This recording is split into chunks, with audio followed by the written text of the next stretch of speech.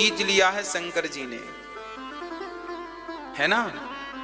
बात बात पे तो हमें गालियां नहीं देना चाहिए, गुस्सा नहीं करना चाहिए ना, कि करना चाहिए, है ना। शंकर जी हमें क्या सिखाते हैं?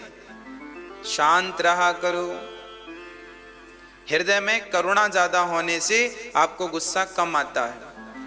शंकर जी को ससुर जी ने गालियां दी, ने कितनी सी बात में गालियां दी, शंकर जी ने कोई उत्तर नहीं दिया, चुपचाप उठकर कैलाश चले गए। तात्पर्य यह हुआ कि पहले सती गरम पिता की बेटी थी, बड़े गरम रहते थे ना दक्ष जी, बात बात पे गरम, बात बात पे गुस्सा।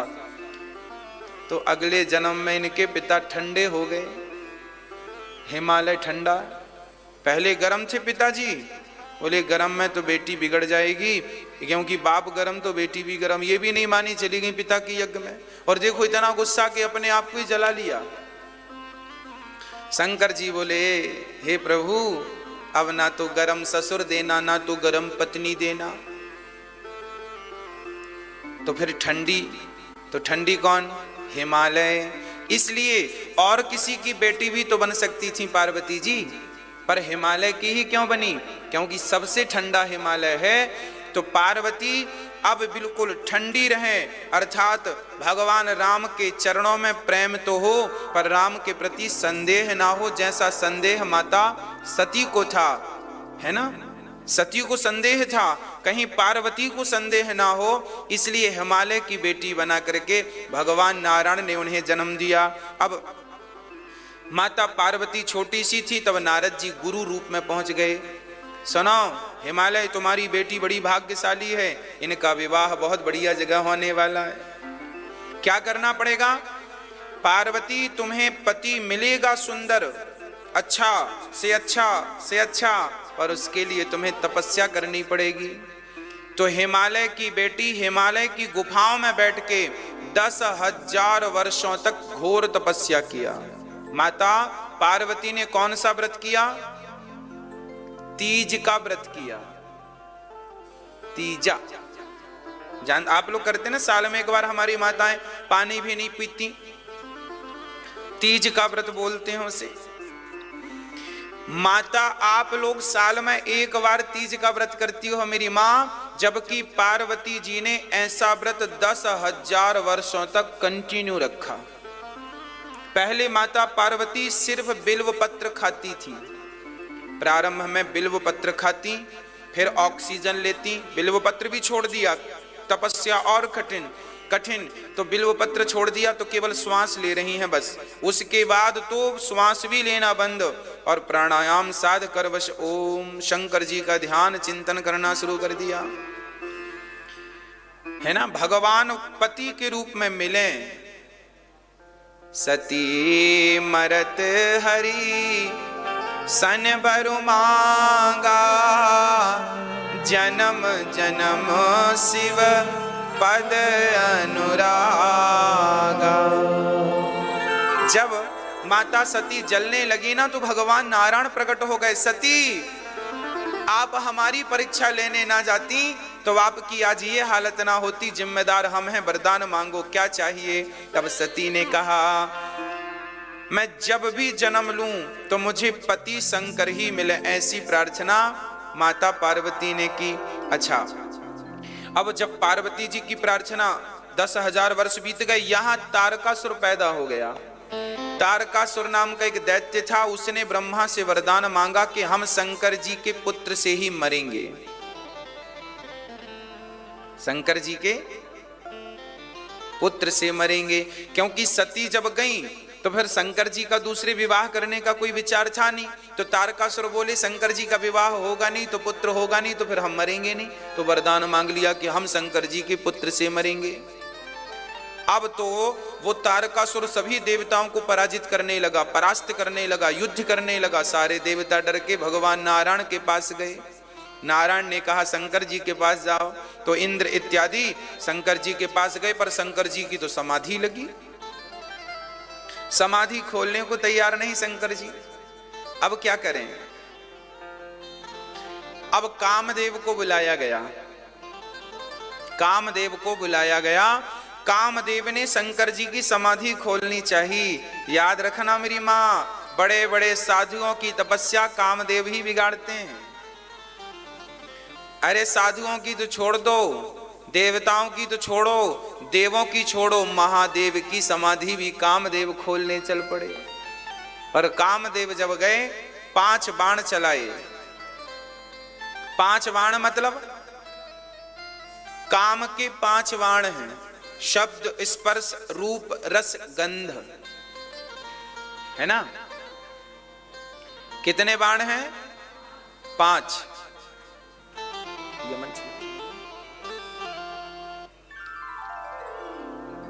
5 बाण। जब ये 5 बाण चलते हैं ना, आज व्यक्ति इन 5 से ही तो परेशान है। या तो आंख से परेशान है या तो कान से।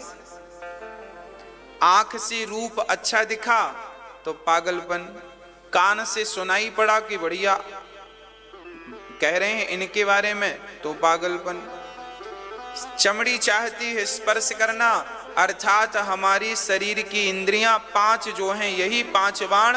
और शंकर जी पर जब बाण चलाया कामदेव ने तो आम के पेड़ पर छिपकर, कहां चलाया बाण? आम के पेड़ पर छिपकर। और जब आम के पेड़ पर छिपकर बाण चलाया तो शंकर जी की समाधि तो नहीं खुली, पर शंकर जी का तीसरा नेत्र जरूर खुल गया। और जैसे ही तीसरा नेत्र खुला कामदेव जल के स्वाहा। कामदेव शंकर जी को तो ना जला सके, ना परेशान कर सके, शंकर जी ने कामदेव को जला दिया, समाप्त कर दिया, स्वाहा कर दिया। अच्छा, कामदेव आम के पास क्यों खड़ा हुआ? क्योंकि कहने का अर्थ यह है कि काम परेशान किन्हें करता है? आम को। जो व्यक्ति आम होता है, जो व्यक्ति आम, लोग कहते हैं ये आम आदमी है। आम आदमी मतलब सामान्य, साधारण। जो सामान्य जन है काम उन्हें परेशान करता है, जो भगवान के भक्त जन है काम उन्हें परेशान नहीं करता। इसका तात्पर्य यह है आम पर छिपकर के बाण मारने का आशय। काम किन्हें परेशान करता है? जो भगवान की शरण में है काम उन्हें परेशान नहीं करता। जो आम लोग हैं, जो विषयों में उलझे हैं, आम हैं, उन्हें काम परेशान करता है।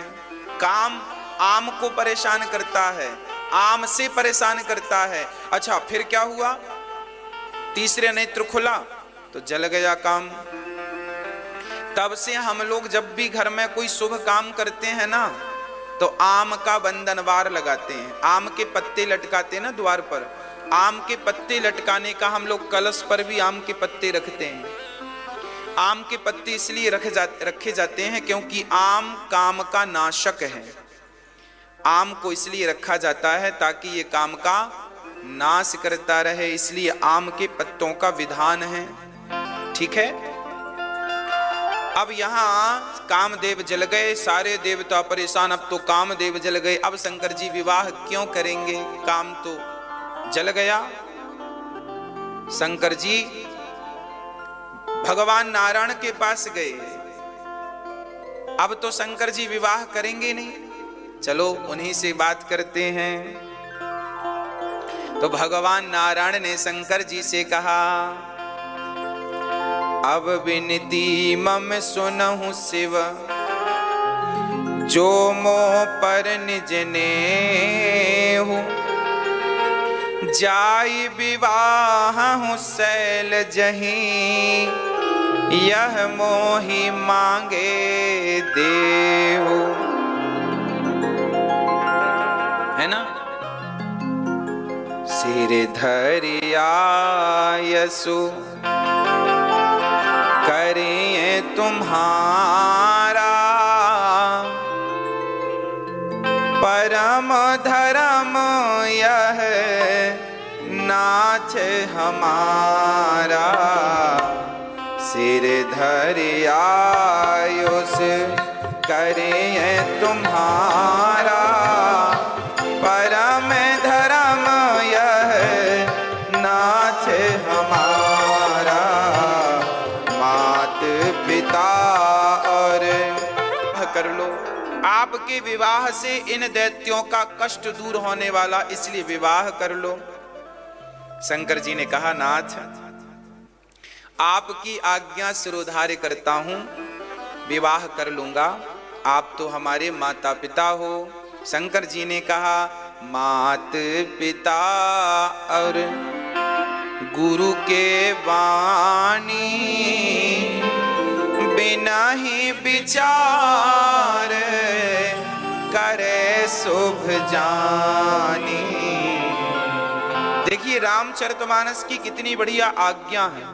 ये बात शंकर जी कह रहे हैं अपनी वाणी से, कह रहे हैं कि माँ की आज्ञा, पिता की आज्ञा और गुरु की आज्ञा, इन तीनों की जो आज्ञा है उस पर काम कर पड़ो बिना विचार के। आपका दोस्त कोई सलाह देता है तो उस पर विचार करो, सही है कि गलत। पर आपकी मां कह दे कि ये काम करना है तो बिना विचार के कर पड़ो। पिता की आज्ञा ईश्वर की आज्ञा मान के करो, और गुरु की आज्ञा, क्योंकि गुरु ने जो बात कही है वो ऑलरेडी विचार करके कही है। माँ ने जो बात कही होगी वो ऑलरेडी विचार करके कही होगी। माँ कहती है बेटा यहां मत जाओ, तो माँ ने विचार किया होगा ना कि यहां जाने से बच्चे का नुकसान है। इसलिए माता पिता जो कहते हैं वो मानने योग्य है, उस पर आपको विचार नहीं करना, क्योंकि ऑलरेडी उन्होंने विचार करके आपसे कहा है। इस प्रकार माँ बाप की आज्ञा का पालन हमें करना चाहिए। शंकर जी कहते हैं ठीक है हम करते हैं विवाह। अच्छा, शंकर जी ने ये तो कह दिया हम विवाह करेंगे, और भगवान नारायण गए तो समाधि में डूब गए। अच्छा, किसी ने शंकर जी से कहा आपने तो कामदेव को जला दिया, अब आप शादी क्यों करेंगे, क्योंकि शादी काम तो है नहीं, अब फिर शादी करने का अर्थ क्या। तब कह दिया कि मैं विवाह करूंगा, पर विवाह काम की प्रेरणा से नहीं, विवाह तो मैं राम की प्रेरणा से करूंगा। विवाह काम की प्रेरणा से ना हो, विवाह राम की प्रेरणा से हो, अर्थात जीवन भोगमय ना हो, जीवन भक्तिमय हो। विवाह करना बुरा नहीं है, पर विवाह भोग के लिए करना है, यह विचार शंकर जी ने पहले कामदेव को जला दिया। हमारे भीतर जो काम है, वासना है, भोगों की लालसा है, हम कोशिश यह करें कि हम अपने अंदर के भोगों की, जो कामनाओं की, इच्छाओं की जो अग्नि है उसे शांत करें, अर्थात उस दुर्वासना को समाप्त कर दें, जला दें। जैसे शंकर जी ने काम को जलाया, हमें भी अपने भीतर के काम को जलाना चाहिए। काम कैसे जलेगा? भगवत कृपा से। जब आप भगवान का चिंतन करेंगे तो देखो, गेहूं का दाना पानी में डालो तो अंकुरित हो जाता है, पर वही गेहूं का दाना जब थोड़े से आप कढ़ाई में उसे गर्म कर दो और फिर उसे पानी में डालो तो अंकुरित होता है।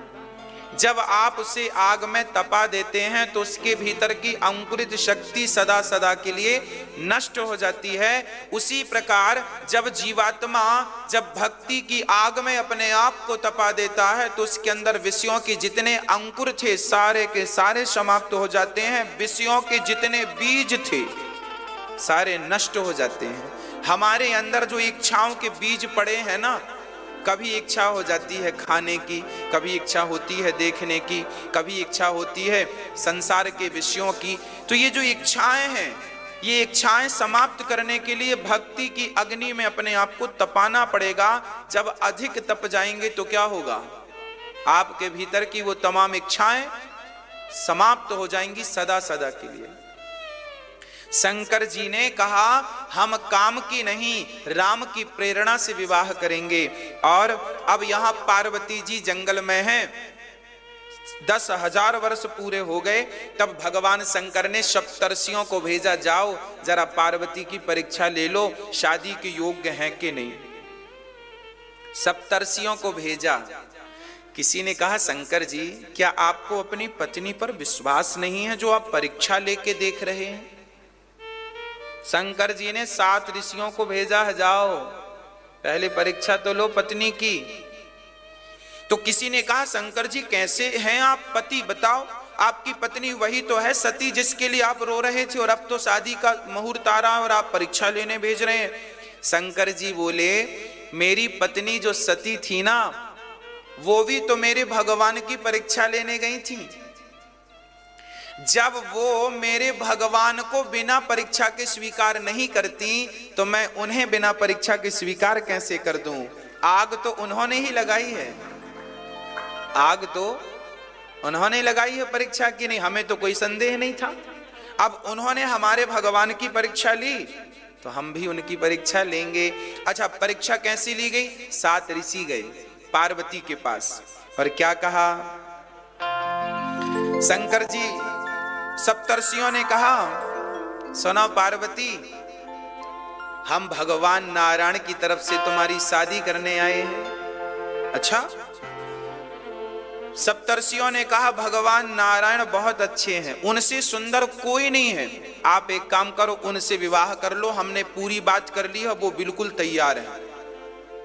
किनसे विवाह कर लो? नारायण से।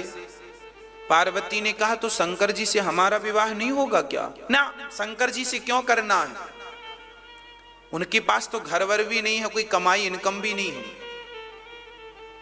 घर नहीं बनवा पाए अभी तक, कपड़े अपड़े भी ठीक नहीं पहनते। आप इतनी सुंदर हो, सुशील हो, कहां वहां बर्फ में ठिठुरती रहोगी? बढ़िया नारायण के पास रहना, अनुकूल वातावरण है, बढ़िया है, वहां का मौसम कोई ठंडा भी नहीं है, गर्म भी नहीं है, और सुंदर है नारायण, बढ़िया। शंकर जी तो भभूति अभूति रमाते हैं। पार्वती जी सब सुन रही थी।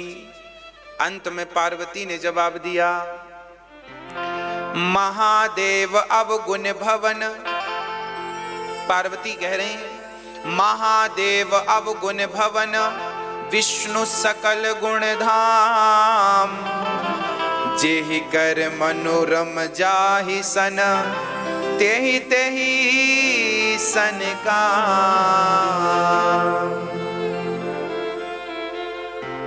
जन्म जन्म लगी रगर हमारी, बरऊं शंभु न तो रहूं कुंवारी।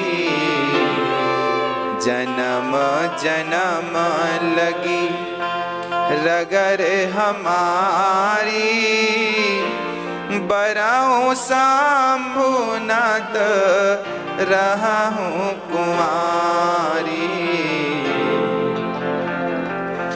पार्वती जी का कितना बढ़िया जवाब है। ये जवाब से हम और आप कुछ सीखें। पार्वती जी कहती हैं आप कह रहे हैं शंकर जी अवगुण की खान है, और आप कह रहे हैं भगवान विष्णु गुणों की खान है। शंकर जी अवगुणों की खान और विष्णु गुणों की खान। पार्वती ने कहा माना कि शंकर जी अवगुणों की खान है, माना कि विष्णु जी गुणों की खान है, पर क्या करूं सप्तर्षियों, अब तो मेरा मन शंकर जी में ही लगा है। अब तो विवाह करूंगी तो उन्हीं से करूंगी, नहीं तो मुझे कोई गुणवान भी नहीं चाहिए, क्योंकि मैंने मन से उन्हें वर्ण कर लिया है, शादी हो ना हो। याद रखना, पहले के जमाने में जो स्त्रियां मन से वर्ण कर लेती थी ये मेरा पति है, अभी वरमाला पहनाया नहीं, केवल मन से संकल्प कर लिया कि ये मेरा पति है, बस उसकी पत्नी वो हो गई। जिस समय किसी पुरुष के लिए ये विचार उत्पन्न हुआ कि ये मेरा पति है, बस वो पति हो गया उसके लिए मन से। अब फिर संयोग कभी होए ना हो, शादी होए ना हो, वही कहती हैं पार्वती जी कि भाई शादी होए ना हो, पर अब हम कुंवारी रह लेंगी, पर उनके ही साथ विवाह करेंगी। अब सप्तर्षि बड़े प्रसन्न भये, बोले ठीक है, हम आशीर्वाद देते हैं कि तुम्हारा विवाह शंकर जी से ही हो और कहीं ना हो। अब शंकर जी के पास सप्तर्षि गए, वाह प्रभु बढ़िया खुशखबरी लेके आए हैं। क्या? बोले पार्वती जी पक्की हैं, वो आपसे विवाह करेंगी। शंकर जी बोले तब ठीक है, यदि मन मुझ में लगा है, कोई संदेह नहीं है, तो ठीक है। ये हमारे और आपके लिए मैसेज है, शादी वादी करने के पहले ना बहुत अच्छे से जांच पड़ताल कर लेनी चाहिए। शंकर जी भी करते हैं।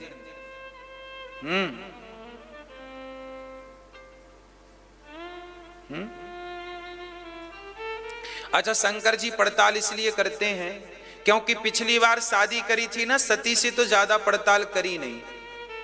तो सती के पिता क्या कह रहे थे जानते हो? ससुर जी दक्ष ने कहा था हमें पता होता कि हमारी बेटी से शिव का विवाह होना तो हम करते ही नहीं।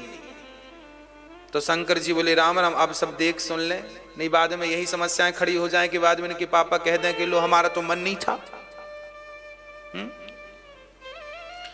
चलिए, सती तैयार, पार्वती तैयार हैं और अब शंकर जी दुल्हा बनने लगे। सारे देवता आए प्रसन्न होके, शंकर जी बधाई हो बधाई हो बधाई, शादी की बधाई देके चले गए। अब देखो सांसारिक दुल्हा तैयार होता है तो मेकअप करने वाला आता है, पर शंकर जी के तो कोई नहीं पहुंचा, ना कोई रिश्तेदार आए, ना मामा आए, ना फूफा जी आए, ना मौसी, कोई है ही नहीं। ज्यादा झंझट ही नहीं है। झंझट तो हम लोगों ने बना के रखी है, बाजार पाल रखी है। शंकर जी की कोई बाजार नहीं है। हाँ, शंकर जी अब दुल्हा बनने लगे। कैसे दुल्हा? जस दुल्हा तस बनी बराता, कौतुक विविध मोहि मग जाता। श्री राम जय राम, जय जय राम, श्री राम जय राम, जय जय राम, श्री राम जय राम, जय जय राम, श्री राम जय राम, जय जय राम। शिवहि शंभु गण करहि सिंगारा, जटा मुकुट अहि मोरो सवारा। कुंडल कंकण पहिरे ब्याला, तन विभूति पट के हर छाला।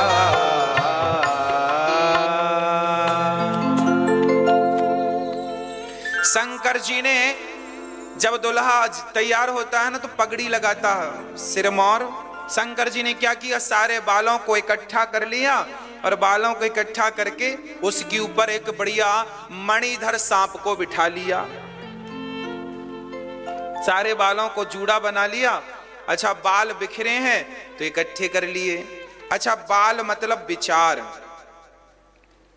कहने का अर्थ यह है कि जब आपके विचार बिखरने लग जाएं तो विचारों को समेट कर एक कर लेना चाहिए, है ना। ये जो हमारे विचार हैं ना, ये बिखर जाते हैं, इन्हें आप बिखरने मत दीजिए। ये जो विचारों के बाल हैं ये बिखरने, शंकर जी ने विचार एक विचार कर लिया कि अब विवाह करना है और भगवान का ध्यान करना है। तो अच्छा, सर्पों को यहां बिठाने की क्या जरूरत थी? बालों का जूड़ा बनाया, ठीक है ये बात, पर वहां पर मणिधर नाग को बिठाने की क्या जरूरत है? नाग बैठा है यहां। अच्छा, नाग जो होता है ना, काल का स्वरूप होता है। शंकर जी हमें और आपको समझा रहे हैं कि दुनिया वालों, ये कभी मत भूलो कि हमारे सिर पर काल बैठा हुआ है, तुम्हारी प्रतीक्षा कर रहा है। काल को कभी, शंकर जी ने सिर पर काल को बिठाया ना, सर्प मतलब काल व्याल मुखग्रास। भागवत जी में सर्प को काल की उपमा दी गई है, काल है। तो शंकर जी ने सिर पर किसे बिठाया है? काल को। और आपको कभी नहीं भूलना चाहिए कि हमारे सिर पर भी काल मंडरा रहा है, कभी भी हमारा बुलावा आ सक। शंकर जी कह रहे हैं भैया काल यहां बिठाओ। बिल्कुल अलग ही विचार हैं शंकर जी के। और सुनो, तो आप लोगों के सिर पर भी काल बैठा है, सावधान, भगवान में लग जाओ, चिंतन में लग जाओ, पता नहीं कब श्वास पूरी हो जाए, है ना। और आगे क्या लिख रहे हैं, कुंडन कंकण पहिरे ब्याला। बड़े बड़े सांपों को तो यहां बिठा लिया, छोटे छोटे सांप बोले शंकर जी हमें नहीं ले जाओगे क्या बारात। तो छोटे छोटे सांपों से भगवान शंकर जी ने कहा आओ कान के छेद में घुस जाओ। ये कान के छेद में यहां छेदाते ना आप कान, यहां पूंछों की तरफ से घुस गए, लटकने लगे सांप। किसी ने कहा शंकर जी आपने कानों में सांप को लटका लिया, ये कोई शोभा है। शंकर जी बोलो सुनो, इसके पीछे कारण है। अच्छा शंकर जी ने कानों में सर्पों को क्यों लटकाया। आप लोग सोना लटकाती हो मैया, सोना चांदी हम लोग पहनते हैं। शंकर जी ने आभूषण सोने के नहीं बनवाए, कानों में छोटे छोटे सांप। अच्छा सर्पों को क्यों लटकाया। गुरु जी पैसा बहुत आता है पर पता नहीं कहां चला, ये बिना पांव के खिसकता है सांप की तरह। शंकर जी बोले ये आज नहीं तो कल खिसक ही जाएगा, इसलिए पहले से ही ये विचार लेकर चलो कि जो संपत्ति आज आपके पास है कल ये आपके पास नहीं रहेगी। ये पहले से माइंड में सेट करके चलो तो दुख कम होगा। अब आप लोग क्या है माइंड में ये बात सेट करते नहीं। आपको तो सोना मिला तो मेरा है मेरा है मेरा, अरे ये भी सेट करो कि कल को ये तुम्हारा नहीं रहेगा। हाँ अब आप ये बात सेट नहीं करते दिमाग में तो कल को कोई ले जाए तो आप रोते हैं मेरा सोना मेरा चांदी मेरा ये मेरा, रोते हैं। पहले से दिमाग में सेट किया होता कि ये आया ही इसलिए है क्योंकि बिना पांव का है खिसक रहा है। इसलिए शंकर जी ने सोना चांदी नहीं लटकाया, सर्पों को लटकाकर मैसेज दिया कि जैसे ये बिना पांव का खिसकता है ऐसी तुम्हारी संपत्ति भी बिना पांव के खिसकती चली जा रही है, चली जा रही है। उम्र धीरे धीरे चली जा रही है, उम्र धीरे धीरे कर लो भजन अब समय धीरे धीरे चली जा रही है, उम्र धीरे धीरे चली जा रही है। उम्र चली जा रही है धीरे धीरे, इसलिए भजन भी धीरे धीरे करते रहो। भजन भी जरा धीरे धीरे करते रहो क्योंकि ये भी धीरे धीरे खिसकती जा रही है। तो शंकर जी ने कानों में क्या पहने, कुंडल कंकण पहिरे ब्याला, तन विभूति। किसी ने कहा पाउडर तो लगा लो, दुल्हा पाउडर लगाता कि नहीं, है ना पाउडर। तो शंकर जी बोले चलो पाउडर लगाते हैं। भस्मी किसकी, मुर्दे की। एक बार क्या हुआ, एक मुर्दा जा रहा था और सब लोग बोल रहे थे राम नाम सत्य है, राम नाम सत्य है। बड़ी भीड़ थी और बड़ी आवाज जा रही थी। शंकर जी ने ऊपर से सुना, अरे मेरे राम का नाम कहां से आ रहा है, आज कहां से आ रहा है, कहां से आ रहा है। अच्छा शराबी को कहीं शराब की सुगंध मिल जाए तो रुक जाता है, गंजेड़ी को गांजे की सुगंध मिल जाए तो रुक जाता है, ऐसे भक्त को भगवान की सुगंध मिल जाए तो भक्त भी रुक जाता है। शंकर जी रुक गए, कहा मेरे राम की चर्चा हो रही है। अब शंकर जी रुके, देखा तो सब राम राम बोल रहे हैं। अब शंकर जी ने सामान्य रूप बनाया और शंकर जी भी भीड़ में सम्मिलित हो गए। वो भी कहने लगे राम नाम राम नाम राम राम राम राम राम राम राम राम। शंकर जी तो मस्ती में चल पड़े, आगे शमशान चले, मुर्दे को चिता पे रखा, सब लोगों ने राम राम बोलना बंद कर दिया। शंकर जी को लगा क्या हो गया, क्यों बंद कर दिया। अब जब मुर्दा चिता पे गया ना तो पीछे को लोग बात करने लगे, सुनो हमारा आज बहुत जरूरी काम था, इसे भी आज ही मरना था।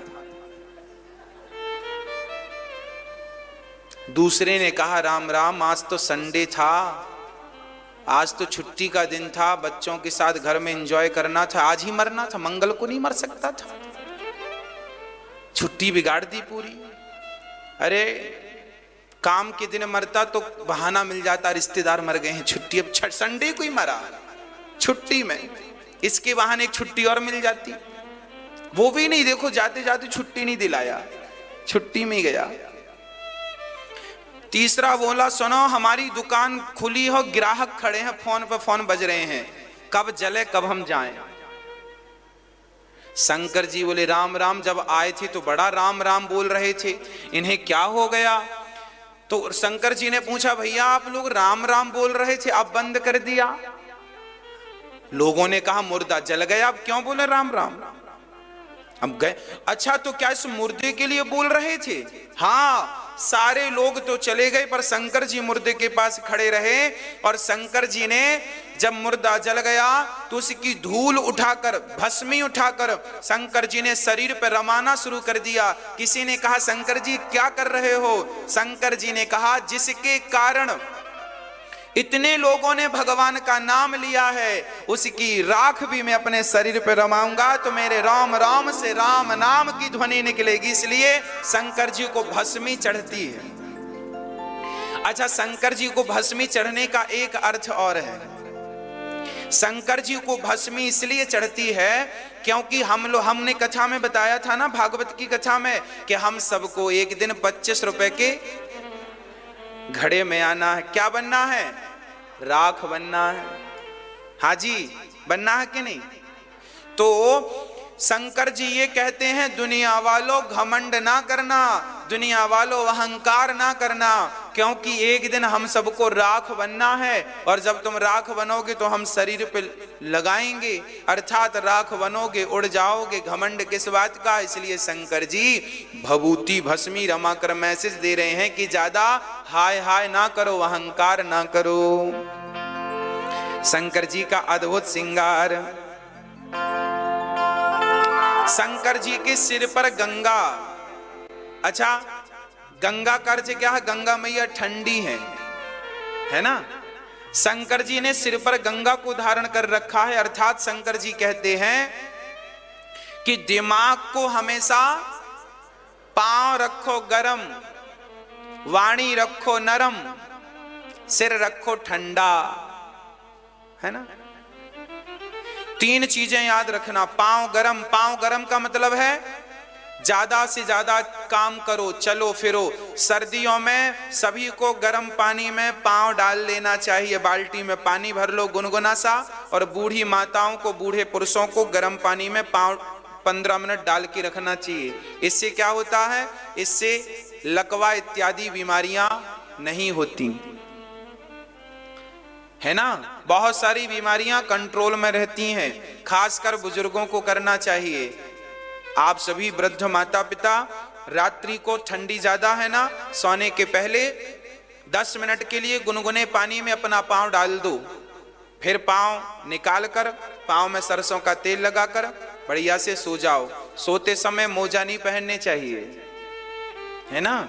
चलते फिरते दिन में भले पहन के रखो, रात्रि को सोते समय उतार देना चाहिए मोजा, ठीक है। और पांव में बढ़िया नारियल सरसों का तेल लगाकर गर्म पानी से पहले सेको, फिर तेल लगाकर फिर विश्राम करना चाहिए, सर्दियों में विशेषकर बुजुर्गों को, ताकि आप स्वस्थ रहें और आप अच्छी रहें, कथा सुनती रहें। आप अच्छी रहेंगे तो कथा सुनते रहेंगे, है ना।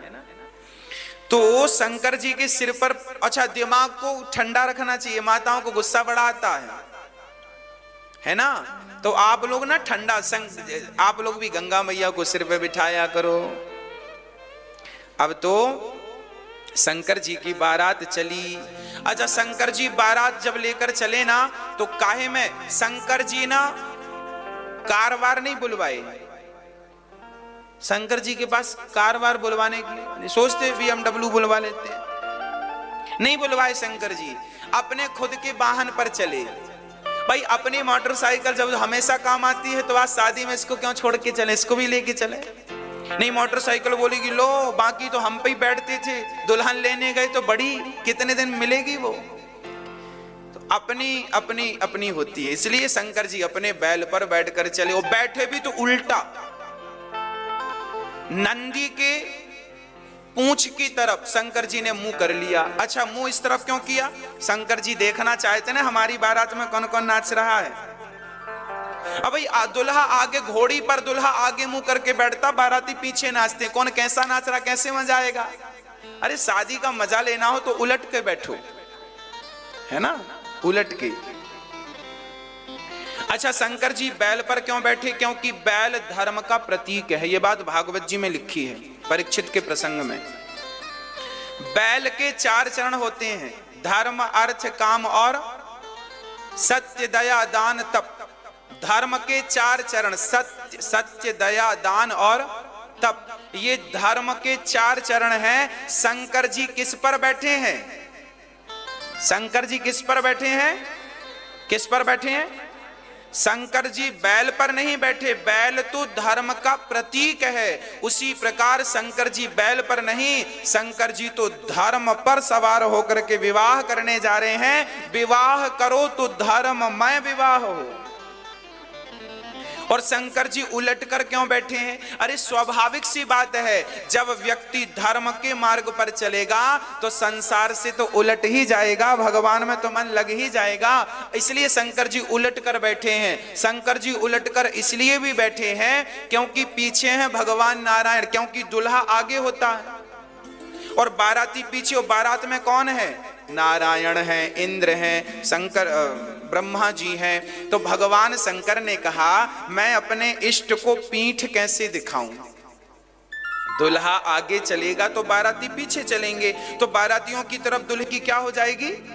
पीठ हो जाएगी। शंकर जी कहते हैं, मैं अपने नारायण को, अपने इष्ट को पीठ कैसे दिखाऊं? तो उलट कर बैठ गए कि मेरे नारायण कैसी बहाने।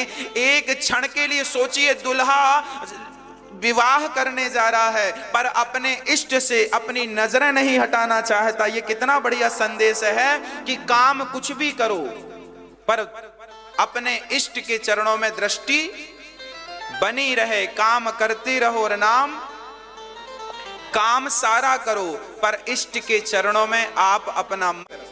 किसी की धड़ तो है, सिर का पता नहीं, और किसी के 7 सिर हैं तो धड़ का पता नहीं।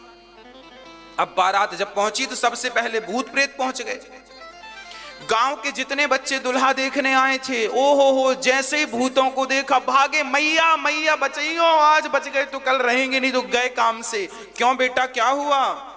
अरे मैया, काल आ गया हमें मारने, अब कोई बचेगा नहीं। अब तो सारे भूत प्रेत आए और एक भूत जिसका सिर नहीं था, उसका धड़ ही धड़ था, उसने पूछ लिया गांव वालों से, सुनो हमारी रहने की व्यवस्था कहां है? जिससे पूछा उसके प्राण से निकल गए। कहां बताएं कि कहां रहो तुम? अब और तो और जब पंगत लगी तो पत्तल परोसने वाला कंफ्यूज था। क्यों कंफ्यूज? अब जिसके धड़ था उसे क्या पत्तल परोसे, और जिसके सर था, केवल एक सिर बस था, जस दुल्हा तस बनी बराता, को मुखहीन, लिखा रामचरितमानस में। जिसका केवल सिर था उसे तो पत्तल परोसगी, पर धड़ बाजू में बैठा था। अब पत्तल परोसने वाले ने सोचा इसे परोस सके नहीं और नहीं परोसे तो पकड़ ले। अच्छा चलो, यहां तो समस्या हो गई, चलो सबको परोसा, पर आगे चला तो 7 सिर एक जन के। अब उसको लगा एक पत्तल रखूं कि 7 रखूं? एक पत्तल से काम बने, अब इसके 7 सिर हैं। अच्छा बताओ, आप लोगों के 7 सिर होते तो कितने पत्तल लगते आपको?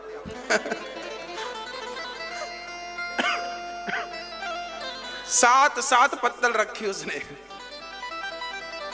और कुछ बाराती भूत प्रेत तो जाके रायतों के गंजे में डुबकी लगाने लगे।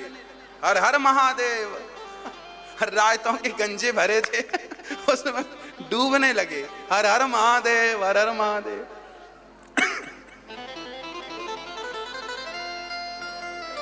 ऐसी बारात जब माता पार्वती की मां ने देखा कि दुल्हा ऐसा है, कान में अच्छा बारात मंडप के नीचे जब शंकर जी गए शादी तो नाउंदाई आ गई, बोले नेंग दो। नेंग मांगते हैं ना, नेंग, हाँ नेंग। जब मांगा, शंकर जी से कहा भोलेनाथ नेंग दो। शंकर जी ने कहा अपने कान का निकाल के सांप फेंक दिया, ले। डरी भागी, दोबारा उसने मांगा नहीं, मांगा ही नहीं, भागी वो। अब क्या मांगे, उसको लगा कि दोबारा मांगे तो सिर वाला आएगा, बड़ा वाला। अब तो भाग गई वो। और पार्वती की मां बोली मैं तो विवाह ही नहीं करूंगी, अपनी छोरी की जिंदगी बर्बाद करूंगी, ऐसी दुल्हा। अब लो भैया, बारात खड़ी है द्वार चार के लिए, और यहां पर पार्वती की मां बिगड़ गई, बोली हम विवाह नहीं करेंगे, हमारी बिटिया कुंवारी रह जाएगी, पर ऐसा दुल्हा हमें नहीं चाहिए। कैसा दुल्हा? बोले ऐसा सांप कोई लपेटता है, मृगछाला लपेटता है कोई बाघांबर।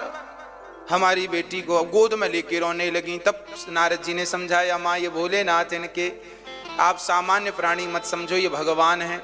जब समझाया बुझाया तब माता जी की समझ में आई, और फिर उन्होंने विवाह कराया। बढ़िया सा विवाह संपन्न हुआ। बहुत सारा धन धान्य दे करके हिमालय जी ने भेजा। और जब बारात चली, श्री पार्वती माँ विदा हुई, उसके बाद शंकर जी बहुत समय तक पार्वती के संग रहे, और उनके द्वारा एक पुत्र हुआ, स्वामी श्री कार्तिकेय जी का प्राकट्य हुआ।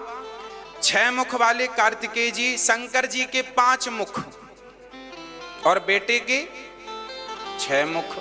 कार्तिकेय जी का प्राकट्य हुआ। कार्तिकेय जी बड़े होके तारकासुर को मारते हैं। और एक दिन बड़े शांत चित्त से शंकर जी बैठे थे। पार्वती ने कहा, हे भोलेनाथ, आज हम आपसे कुछ कहना चाहती हैं। हाँ हाँ कहो।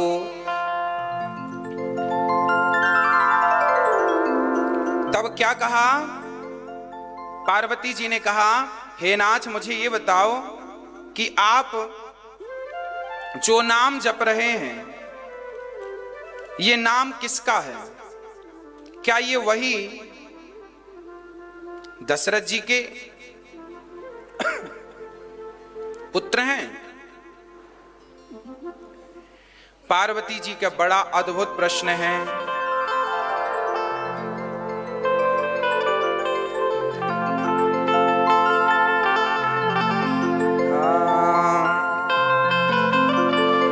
तुम पुनि राम राय, शब्दों का कैसा हेर फेर है। हमने कहा सुनो, आपने कहा एक राम दशरथ का बेटा, एक राम घट में लेटा, एक राम का सकल पसारा, एक राम का सब जग सारा। हमने कहा इसे ऐसे मत कहो, इसे ऐसे कहो, वही राम दशरथ का बेटा, वही राम घट में लेटा, उसी राम का सकल पसारा, उसी राम का सब जग सारा। अभी इनके हिसाब से 4 हो रहे थे, हमारे हिसाब से कितना हुआ?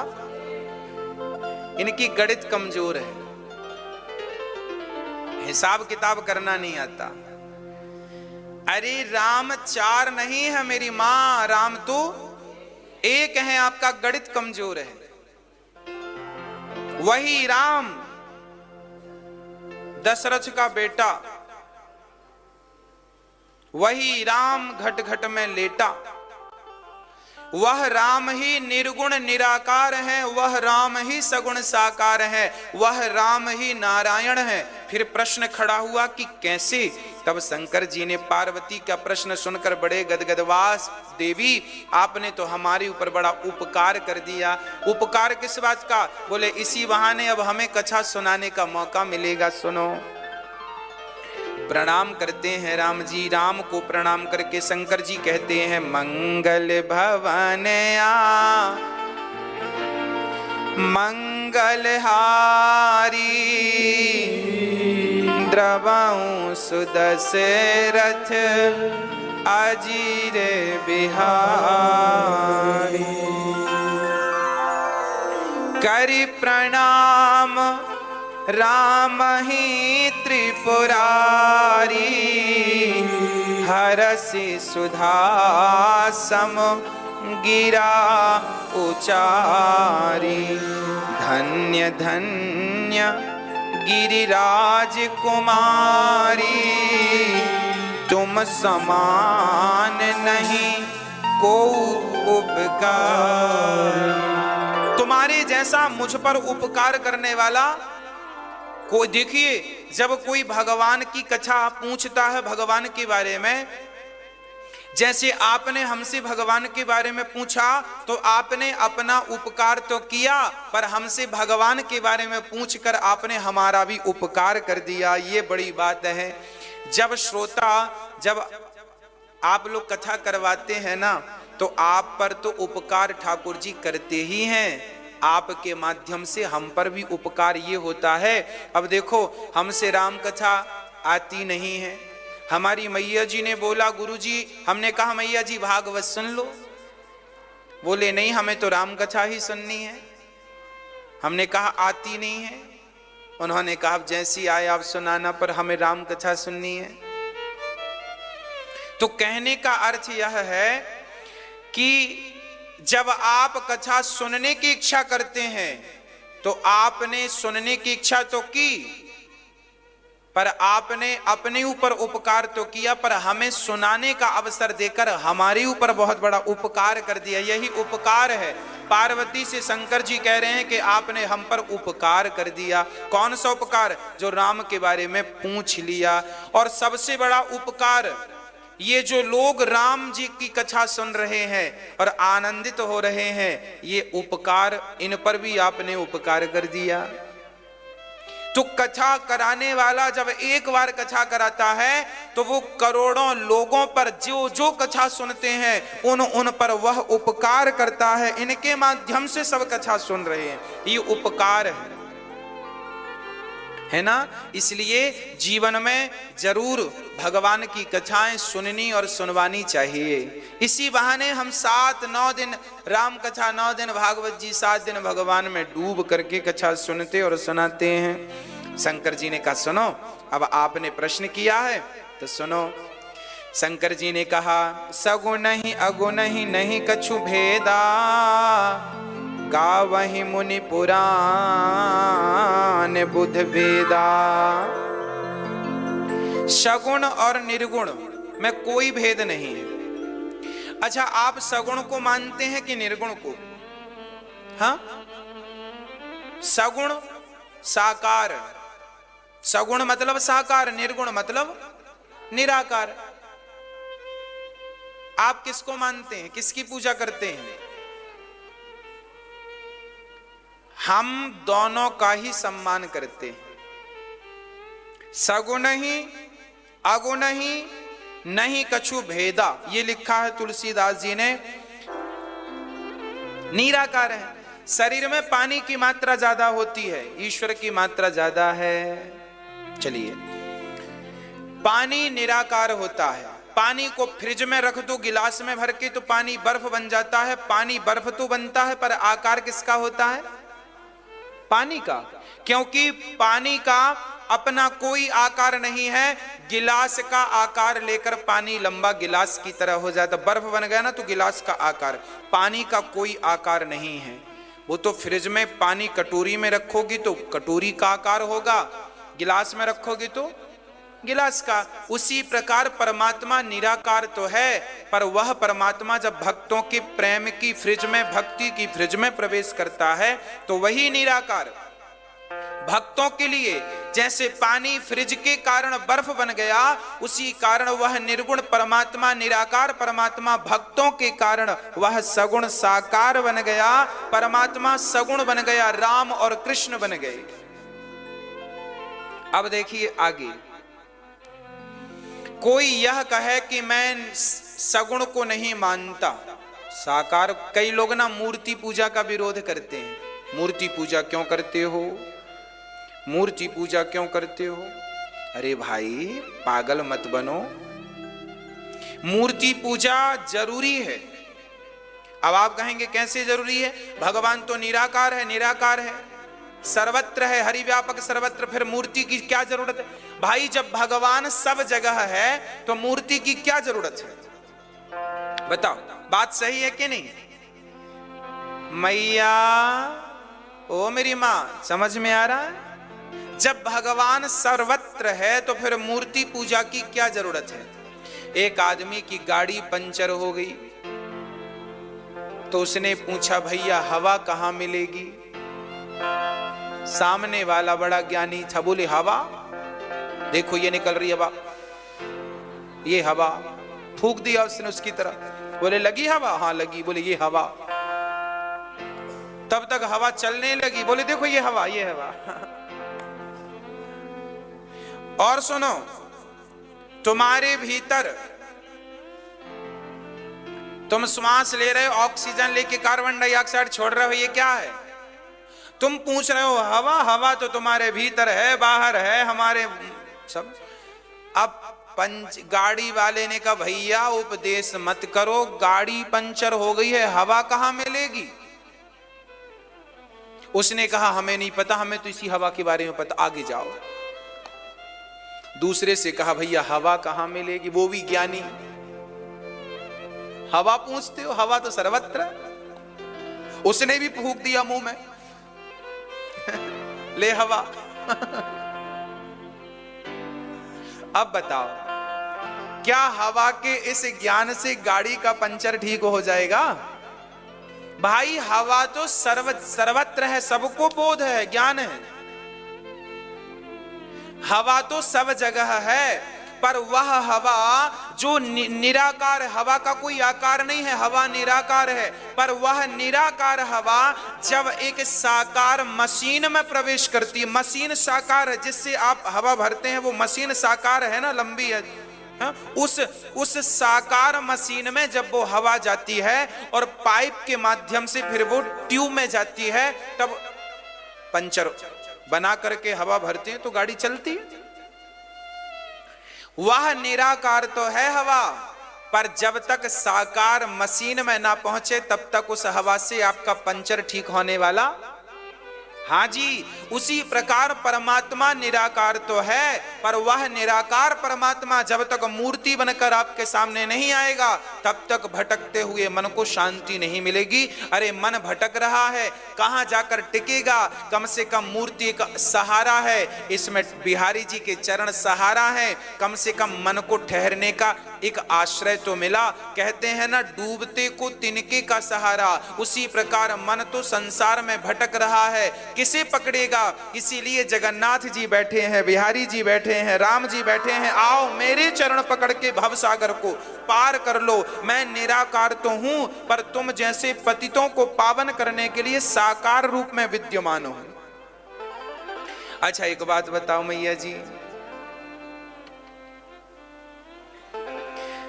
जिस बच्चे ने अपनी माँ को, चलो आपकी बात करूं, आपसे मैं कहूं चलो अपनी माँ का ध्यान करो, आपकी माँ की आंख कैसी है, गाल कैसे है, मुंह कैसा है, जरा देखो, भाव से देखो, जरा इमेजिन करो माँ का चित्र कैसा है। आप जरा देखो माँ की शक्ल सामने आई कि नहीं? हाँ या ना? आप अपनी माँ का चिंतन करो, माँ कैसी है। मेरी माँ की शक्ल मेरे सामने आ गई, आपकी माँ की भी आ गई होगी। आप अपने बेटे को देखो, बेटे की शक्ल सामने आ जाएगी, क्योंकि बेटे को देखा है, क्योंकि माँ को देखा है, इसलिए सामने आ गई। अब जिस बच्चे ने अपनी माँ को देखा ही नहीं, पैदा होती माँ मर गई, उस बच्चे से जिसने कभी माँ की तस्वीर भी नहीं देखी, उस बच्चे से कहा जाए कि तुम जरा आंख बंद करके माँ की तस्वीर बनाओ, इमेजिन करो, भाव बनाओ कि माँ की आंख, नाक, गाल कैसे हैं, तो बना पाएगा? क्यों नहीं बनाएगा? क्योंकि उसने कभी माँ को, अरे भाई जब तक माँ को